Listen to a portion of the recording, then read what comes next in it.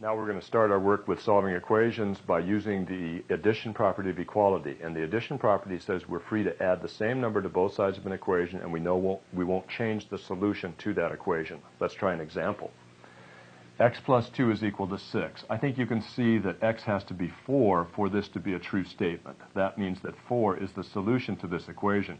But we want to show the process of solving this so that when we get to more complicated equations, we'll know what to do. We'll have a method of solution. So what I'm going to do is start by adding the opposite of 2 to both sides. So see, I've used the addition property of equality to add negative 2 to both sides of this equation. That's because to solve this for x, I want to isolate x on one side of the equation.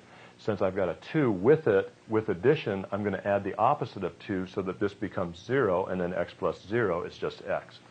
So we finish the problem like this. X plus 0 is equal to 4. X plus 0 is simply x equal 4.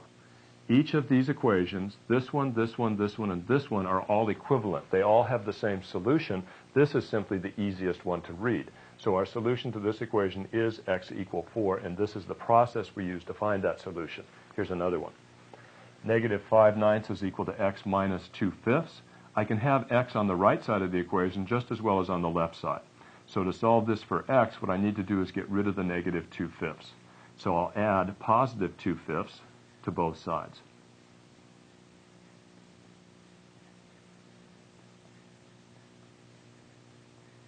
So here I added it on the outside. I guess I don't need that plus sign. So I added 2/5 to both sides of this equation.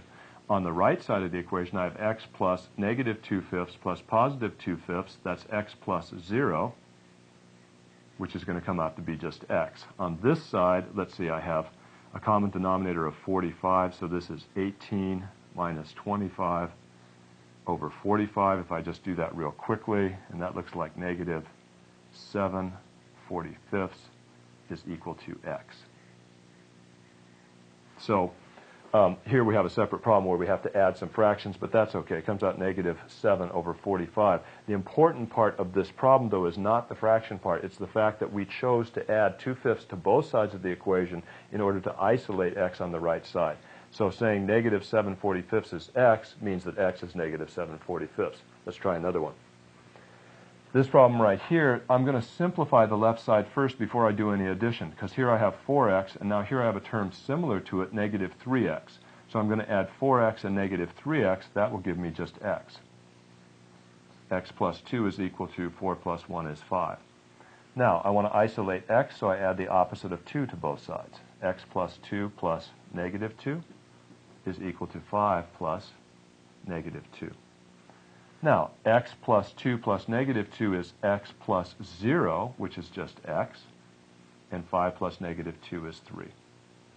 So you can see I use the same solution process, and I end up with x is equal to 3. Our next problem is a little more complicated. We've got to do some more simplifying first before we apply this addition property. I have 4y minus 3 times the quantity y minus 6 plus 2 is equal to 8. I'm going to start by distributing the 3 over the y minus 6, and I'm going to take the negative sign with it when I multiply. So it'll be negative 3 times y, negative 3 times negative 6, thinking of subtraction as addition of the opposite. So I get 4y minus 3y plus 18. Very common mistake for students to make at this point is to write down negative 18. Take the negative sign with the 3. When you multiply, you get positive 18. Plus 2 is equal to 8. Simplifying this side, I have 4y minus 3y is y, plus 20 is equal to 8. To solve this for y, I need to add negative 20 to both sides. I'll show that here. That's the addition property of equality. Y plus 20 plus negative 20 is y plus 0, which is just y, is equal to 8 plus negative 20, which should be negative 12. So y equal negative 12 is the solution to that equation, and I found that by first simplifying this side as much as possible, then applying that addition property. Let's try one more example. 8a is equal to 7a minus 5. We haven't been in this situation before with a variable term on one side and another variable term on the other side. Let's get all the a's together over on this side, and I'll do it by getting rid of them on this side. I'll get rid of them on the right side by adding negative 7a to each side.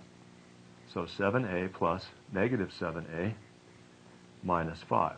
So as long as we add the same amount to both sides of the equation, we know we won't change the solution to that equation. So I chose to add negative 7a to both sides because I want to get rid of the 7a on this side. 8a plus negative 7a is just a. 7a plus negative 7a is 0, plus negative 5 is negative 5. So you want to become very proficient at using that addition property of equality to solve these simple equations.